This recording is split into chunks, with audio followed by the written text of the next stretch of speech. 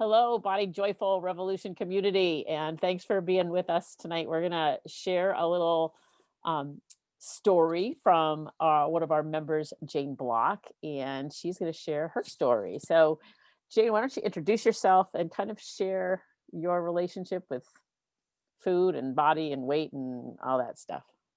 So, Sure. Thank you so much for having me. So, I am Jane. I am 36 years old. I live in Baltimore, Maryland, but I am originally from Kiev, Ukraine. My family emigrated to the States as political refugees, and I was 4 years old when we came to the States. So, I think that my relationship with food was profoundly affected when we came over here because I did not want to be different than my peers. Um, I think the only way that I was able to control that was through the food that I was eating. I didn't have any control over the accents that my parents had. I didn't have any control over, the different clothing that we had. I didn't have control over anything but what was packed in my lunchbox mm, and what was at the dinner table, the breakfast table. And I started just thinking everything was yucky and smelly. So it progressed as I got older, from Russian food to different meats to different seafoods. Anything that had a really strong scent for me equaled gross and mm, smelly, and in turn made me feel like I was those mm, things. mm, Um, so I think that that truly had a profound impact on my relationship with food. And then in turn, I was never a thin child, but I was not overweight either. I was of average size. I just kind of had bigger bones. I was a little stockier, built like my dad.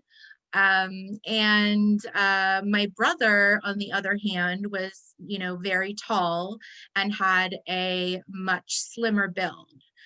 So I was constantly being compared to him.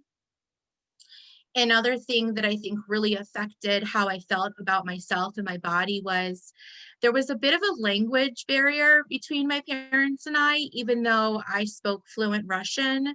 The different things that they said to me when I was being annoying to them or kept asking for something and they would keep saying no and I would keep asking for it was they would call me a cow. So to me, I thought they were calling me fat when in reality, I was kind of like sucking the blood out of them. That's just like the Russian term that you use. So I really thought they were calling me a cow. And gosh, that felt terrible. mm, Um, and that kind of just was, always in my mind. And then, having friends that were in my eyes, thinner than me, or, like my best friend, for example, she had a very tiny frame and blonde hair and blue eyes, and it was everything that I didn't have. So mm. I thought that was beautiful rather than, I have naturally black hair, which is, not very common with Caucasian women. So, like now, I think that's really beautiful, but back then, I just couldn't see that. Mm. Yeah. A lot of things, one on top of the other, kind of created this profound self-image, really, right? Absolutely. Hmm. And then what happened as you moved out of, teenage years and moved forward with the relationship with food as you kind of transitioned into more independent living? So, well, I do want to mention that in my mid teens is really when I started, I would say, eating disordered habits. Um, it's when I started binging and purging. Okay. I was, hospitalized when I was 20, and that was when I was still living with my parents. Okay. Okay. They didn't know that I was sick. Mm, I was always, when I lost weight quickly, they saw it as a good thing mm, because I was always kind of deemed very lazy. So when I lost weight, I got a lot of compliments. I got a lot of attention. mm. Um, and then by the time that I was living independently, I was actually in my first year of recovery following a second hospitalization inpatient for bulimia. Okay. So then maybe go back a little bit and share kind of that story as to what shifted in your relationship with food as you started to hit disordered eating and then move into eating disorder behavior. So when I was 15, I switched high schools. Mm, We moved into a different zone, and it was like my backyard was still the old zone, and the front yard was the new zone. So I had to switch schools and leave all my friends behind mm, and make a whole new group of friends, which was really stressful when I look back at it. Um, and I felt like I needed to do something to be noticed. And the first time I remember purging, I had heard that this one girl in school had lost all this weight, and we thought she was so beautiful. um and we heard that it was from binging and purging. mm, So my best friend and I said, oh well, we want to try that. And I was 15 or 16. So we both went home and we tried it. And I remember my friend saying, oh gosh, that was just so gross. And I don't ever want to do that again. And I told her the same thing, but that's not really how I felt. I was like, oh my goodness, what a sense of relief, that I felt after this. mm. So it started very innocently. It was Yeah. very innocent. Yeah. And I didn't really even think about it in terms of this is how I'm going to lose weight. I just was like, well, this is something new and fun to try. Mm, And that very quickly developed into me taking over the counter diet pills mm, and seeking out, quote unquote street drugs like, Ritalin and Adderall and appetite suppressants. wow. And um, I was being very promiscuous in, feeling the only time that I really felt like I was attractive was when I was being promiscuous, because in that moment I was everything to that other person. But then afterwards I would feel awful because it wasn't leading to a relationship or anything like that. Mm, I felt used and I felt small. And then fast forward to when my first year in college. um, right beforehand I had told my best friend at the time that I really got to stop partying. We were using recreational drugs and really not treating our bodies very well, or our minds. mm, And I had told that best friend that, I'm about to go into my first year of college. I'm about to go stay in the dorms, and I don't want to do this anymore. I want to give myself the best shot at my first year. They didn't agree with me. They didn't want to stop. And I put up a boundary, that, well, we can't hang out mm, anymore, yeah. because college is important to me. I worked hard to get here. I felt very kind of indebted to my parents to do the right thing, being the first generation to go to college in America, Right. you know. Yeah. And then a less than a year later, this best friend that I did not talk to this entire time died in a drunk driving accident. Mm. Oh, So I had just turned 19. It was a week after I turned 19. Um, and very quickly, I started to act on my eating disorder. mm, I had lost a lot of weight in, I would say, a month and a half. And I started to notice how I couldn't focus on anything else but the eating disorder. I couldn't get the thoughts out of my mind. Mm, Um, it took over completely. yeah. At that point, I started seeing a psychiatrist. So then came, I went to a dual diagnosis program for depression and anxiety. And at that point, I was diagnosed with EDNOS, not otherwise specified, because I had different pieces of different eating disorders. Right. Um, it wasn't quite bulimia, wasn't quite anorexia, wasn't quite binge eating, Right. or there are many other types of eating disorders. It didn't fit quite yet.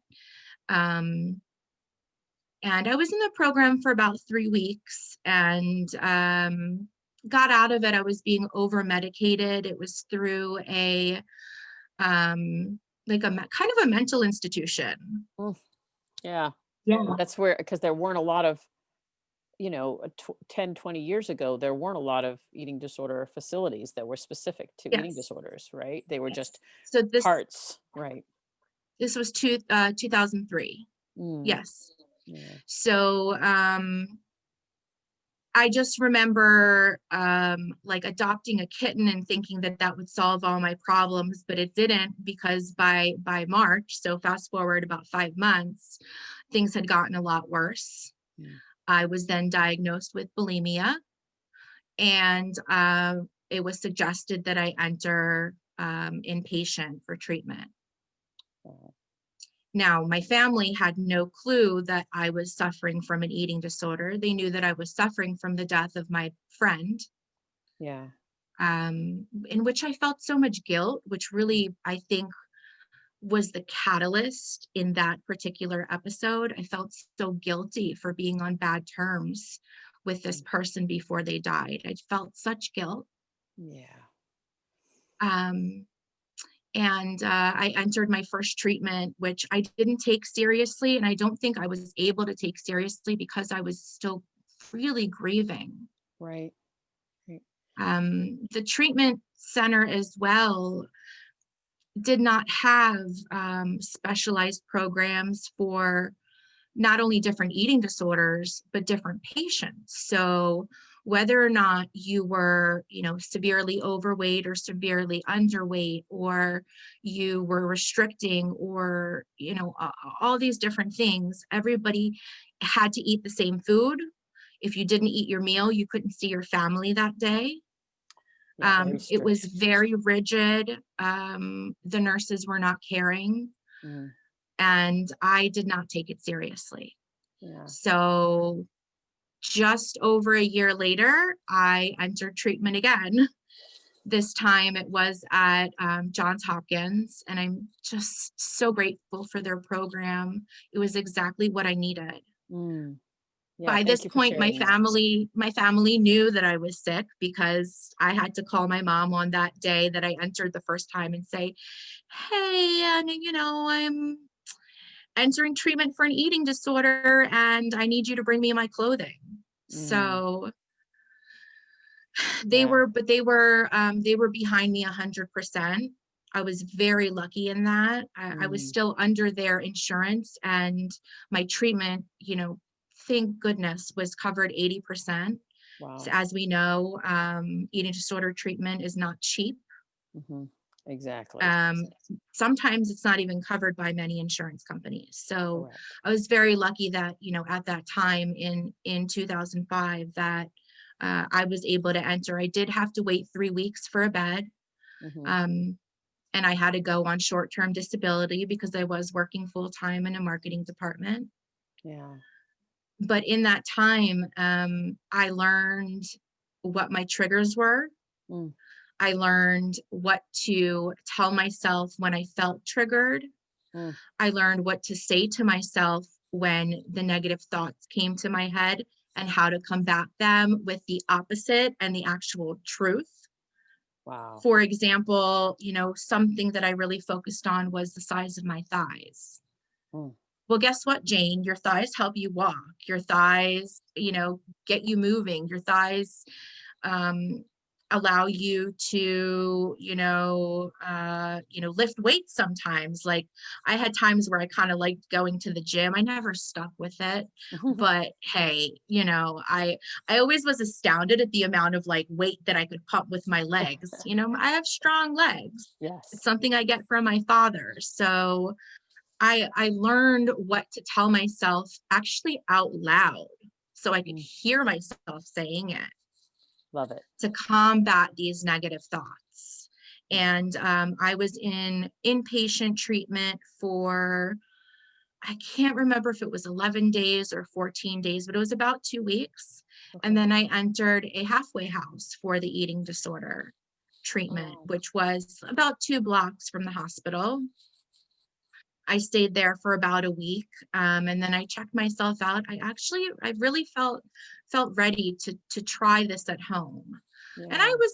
I was aching to come home. Who wants to be in that type of atmosphere, in a hospital atmosphere? Right. Um, so since then, since July 13th, 2005, I've been in recovery. That's awesome. Good for you. And to check yourself in too, that second time around, saying, this is, I need something. And that I think is so strength to ask for help, isn't it? You know? I think about it often when I don't feel strong, and I realize that I'm very strong to Mm, have put myself in treatment twice. Nobody forced me to go. yeah. Yeah. You did it for you. And I think that I that's did it for awesome. me. Yeah. Yeah. And I think the great takeaway is that asking, sometimes we need to ask for help, and that's Absolutely. hugely courageous and strong. And so that when you start to feel the doubt slip in, you have proof that you Yes. are right. What do you hmm think helps you now as far as being in recovery? What works for you now to kind of keep you moving in that direction? Number one, I promised myself that I would never be an in-treatment patient for an eating disorder again. Good for you. Wow. Um, the second time that I was in treatment, I unfortunately I didn't witness the actual act, but somebody that was in there for treatment passed away.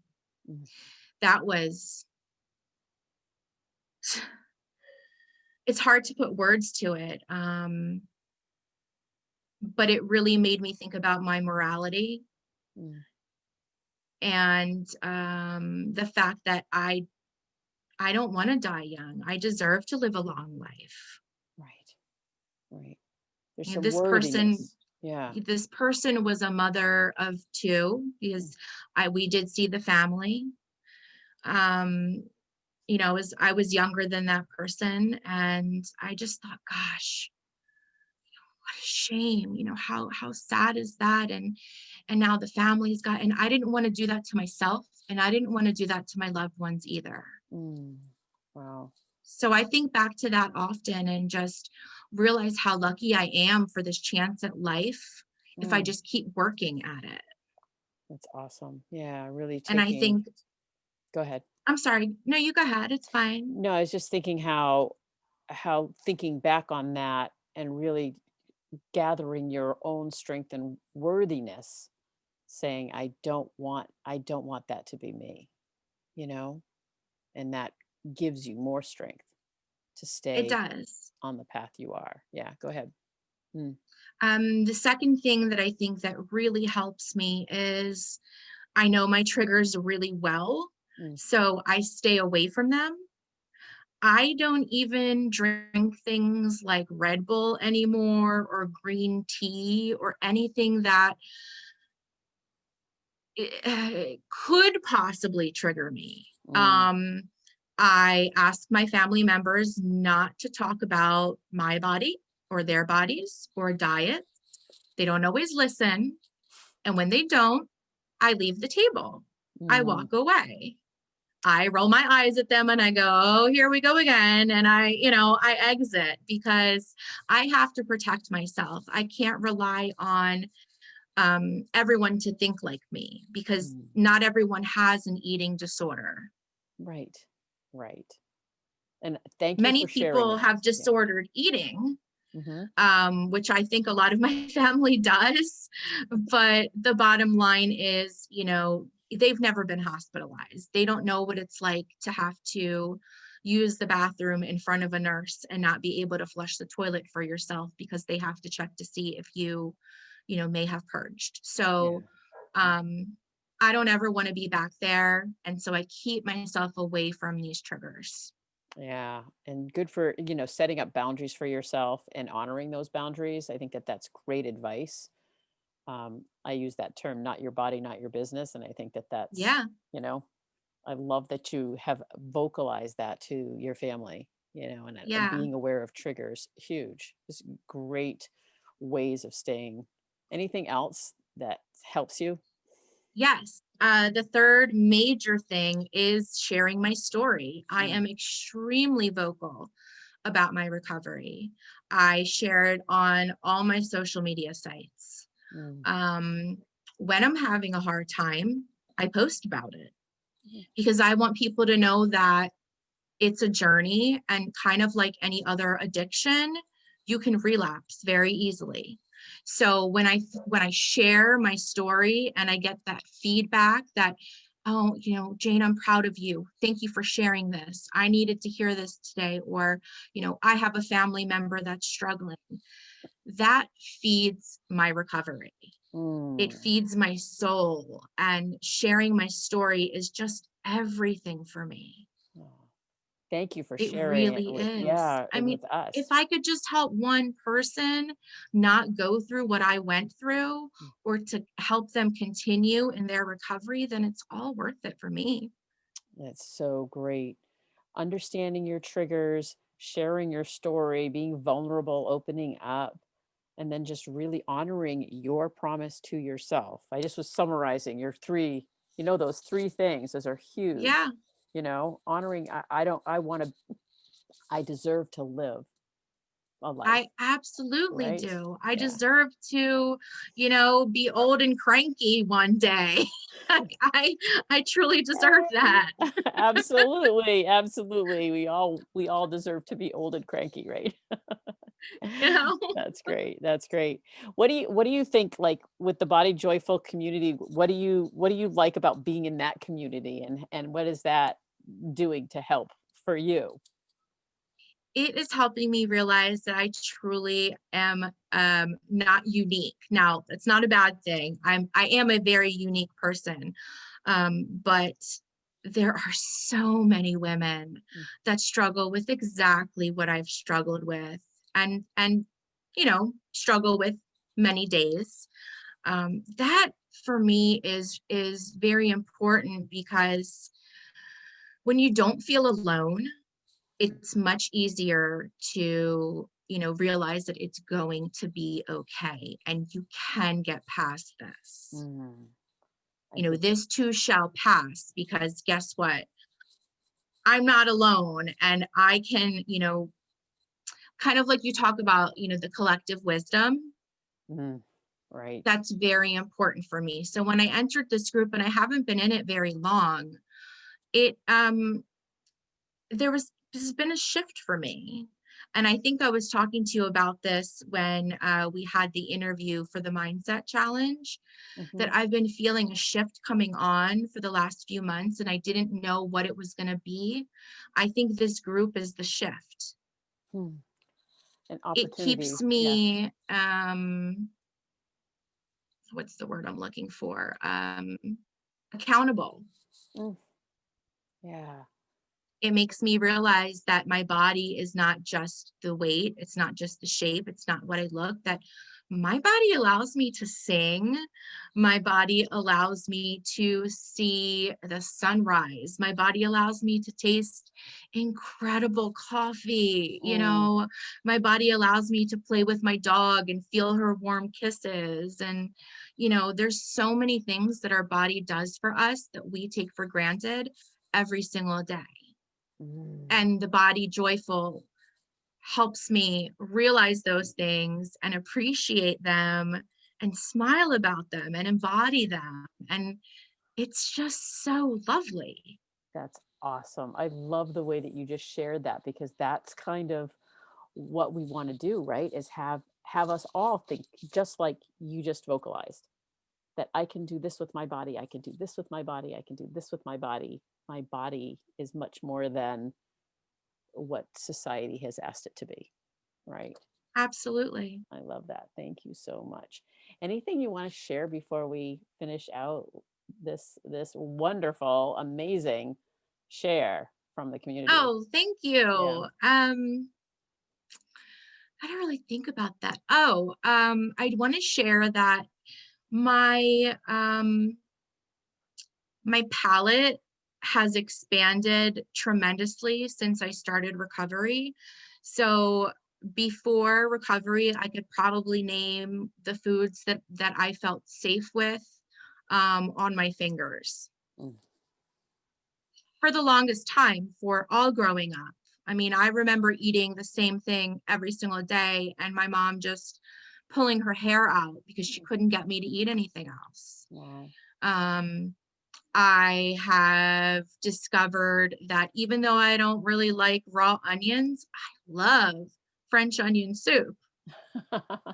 I love It's that. silly, right? But like, there's just, and what I keep trying to do is I keep trying the things that I'm not comfortable with just to see if at some point I am comfortable with them and they do taste good.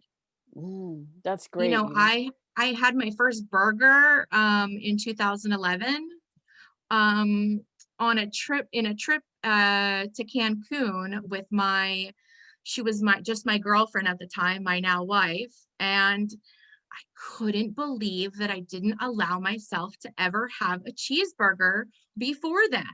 Wow. That's awesome. That's awesome. So it's just mind blowing, every time that I try a new food, whether I enjoy it or not, I see that as such a win for me. Hmm. Yeah. And I see that it shows me that my recovery is progressing Right. and that I am, worthy of tasting all these amazing different foods, even though I was so scared of them growing up and up until, there's still things that make me uncomfortable, but um, I can sit next to somebody that's eating them without wanting, you know, to just shut down completely and have a meltdown. Right. There's hope, So right? There's hope. there is hope. There is absolutely hope. And what I really want to instill on anyone that watches this is to just keep trying because one day you may discover something that you really like that you've been denying yourself for the longest time, whether you felt it wasn't safe because it might make you gain weight, or it didn't appeal to you, or it smelled weird to you, or just keep trying. Just Mm. keep trying. Yeah. It's that stepping out into uh, outside of your comfort zone. And I think that Yes, that's, when it comes to our self-talk, when it comes to foods we eat, when it comes to all kinds of things that we live this life is to step into being uncomfortable sometimes because that's where growth happens, right? So absolutely. yeah, thank you so much for sharing today. I greatly appreciate you and being here in the community and sharing your story with us. So thank you very much. Thank you so much. This has been very cathartic for me. I am just smiling ear to ear. I feel really good about at least one person hopefully watching this and getting something out of it. So thank you, Yes, Anne, and thank you to all the women in the group for sharing your stories because you certainly helped me. thank you. Yes, thank you very much.